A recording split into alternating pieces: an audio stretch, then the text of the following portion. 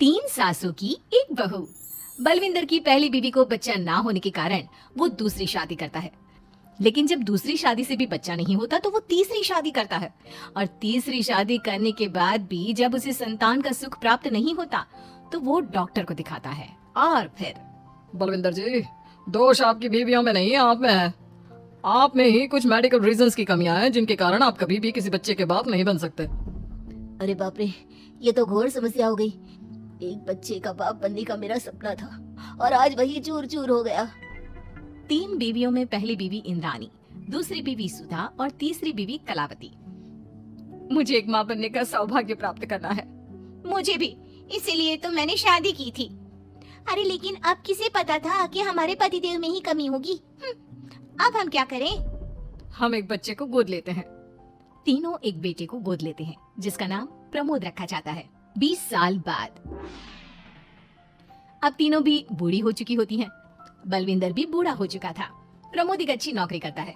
उसकी शादी की उम्र हो चुकी थी, इसलिए तीनों माएं प्रमोद की शादी पाखी नाम की एक लड़की से करा देते हैं। शादी के बाद बहू पाखी की पहली रसोई की रस्म की बारी आती है। मेरी प्रिय तीन सासू माओ, आज मेरी पहली रसोई है। बताइए क्या बनाऊं? क्या पसंद है आप तीनों को? बहू तू ना कढ़ाई पनीर, सूजी का हलवा और पुदीने की चटनी बना दे। अरे नहीं नहीं, ये क्या पसंद है? अरे पाखी बहू, तू छोले भटूरे, सरसों दा साग और मक्के दी रोटी बना और पंजाबी लस्सी भी बना दे। ओफो, सच में मेरी सौतनो, खाने के मामले में तुम्हारा टेस्ट और चॉइस दोनों भी बकवास है।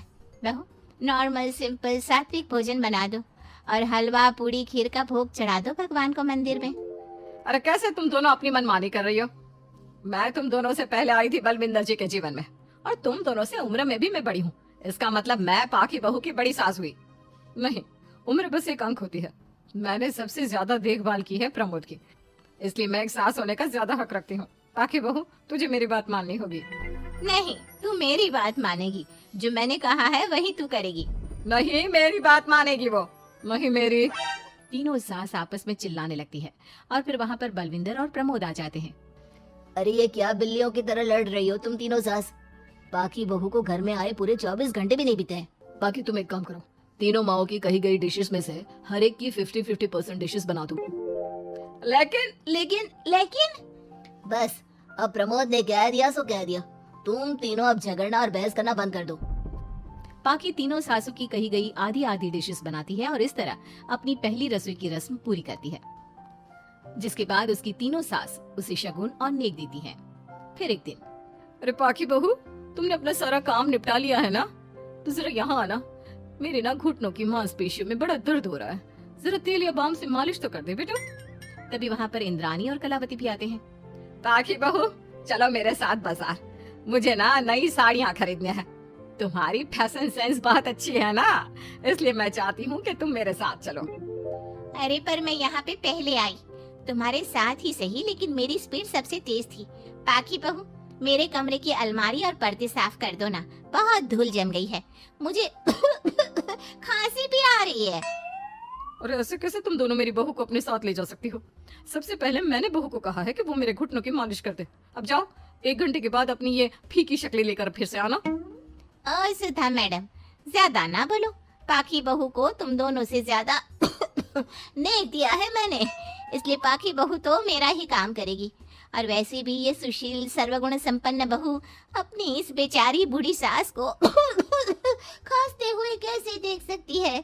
क्यों पाखी बहू? हाँ पर नहीं पाखी बहू, तुम इन दोनों की भावनाओं के जाल में मत फंसो। और रही बात शगुन और नेक की, तो रिश्तों को प्यार के भाव से तोला जाता है, ना कि पैसों के भाव से। मतलब ही कहीं के। ओ इंद्राणी, ज्यादा मत उछलो। पता है कौन कितना मतलबी है। उफो, अब फिर से आप तीनों मत शुरू होइए। मैं आप तीनों की काम करूंगी, लेकिन बारी बारी। सबसे पहले सुधा सासू माँ का, फिर कलावती सासू माँ और फिर इंद्राणी सासू माँ का। इसके बाद तीनों सासू में फिर से लड़ाई और कहासुनी छिड़ जाती है। फिर एक दिन जब पाखी घर का किराने का सामान लेने बाहर निकल रही होती है कि तभी, बहू, मुझे ना मेरा पुराना संदूक नहीं मिल रहा, तू आकर ढूंढ देगी क्या? अब ठीक है इंद्राणी सासू माँ। पाखी इंद्राणी के कमरे में जा ही रही होती है कि तभी उसे सुधा रोक लेती है, हाथ में खूबसूरत साड़ी लिए। पाखी बहू, ये मेरे ना साड़ी पर पिछली बार अचार गिर गया था, इसे प्लीज अच्छे से धो देना। वो कल शाम को विमला जी के बेटे की शादी में जाना है ना। एक ही बार पहनी है ये साड़ी मैंने, अभी धो देगी तो कल तक अच्छे से सूख जाएगी और कड़क इस्त्री करके मैं तेरा परफ्यूम मार कर शादी में जाऊंगी। हाँ लेकिन सुधा सासू माँ, उतने में कलावती भी वहाँ पर एक कढ़ाई लेकर आ जाती है। पाखी बहू, ये मैंने कल रात को मेहंदी भिगोई थी लोहे की कढ़ाई में, मेरे बालों में लगा देना बिटिया। तू तो मेरी प्यारी बहू है ना? इंद्राणी वहाँ आ जाती है और तीनों सास फिर से एक दूसरे को गुस्से आंखों से देखती है और फिर से आपस में लड़ना शुरू कर देती है। तुम अपने आप को समझती क्या हो? खरीद लिया है क्या मेरी बहू को? ये मेरी बहू है। तो मेरी पड़ोसन है क्या? ये मेरी भी बहू है और मेरा भी इस पर उतना ही हक है जितना कि तुम्हारा। तुमने खरीद नहीं लिया है ना, तो ये मेरी है, सिर्फ मेरी इकलौती बहू मेरी पाखी, मेरा ही काम करेगी। क्यों पाखी? नहीं नहीं, ये मेरा काम करेगी। पहले मैंने आवाज लगाई थी। तुम दोनों तो ऐसी बहू पाने के लायक भी नहीं हो। हट जाओ तुम दोनों और खुले मैदान में जाकर एक दूसरे से लड़ो और नोचो एक दूसरे को।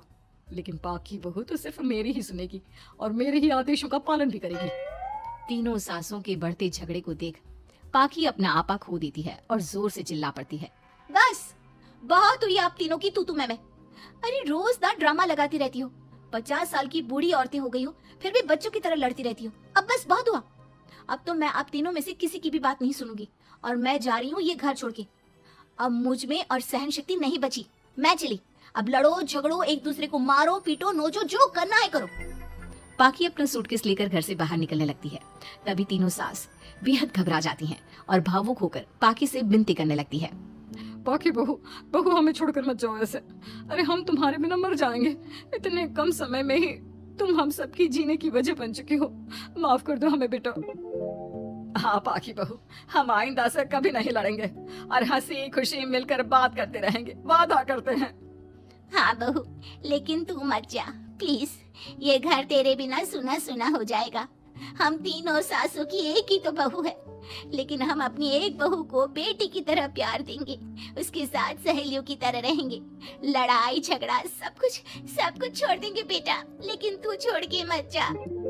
अपनी तीनों सासों को भावुक देखकर पाखी की भी आंखें भर आती है और वो उन तीनों को माफ कर देती है और उनके गले लग जाती है।